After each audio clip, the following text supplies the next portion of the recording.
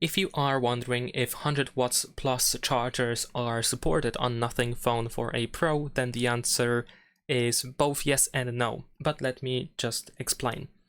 So if you expect the charger or power adapter that has 100 watts or more to be working on this phone or with this phone, then yes, it's going to work. You can use a 100 watts plus charger or power adapter connected to your Nothing Phone for a Pro, and it is going to work. You should be able to charge your phone with that charger.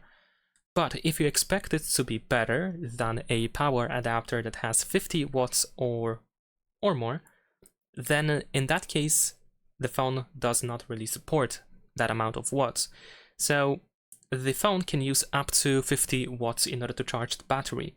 If you already have a power adapter that has 50 watts, then if you consider upgrading it to a faster charger, then in that case it's no point, because the charging is going to be faster. So that's why I also said no. And that's pretty much it. Leave a like and subscribe.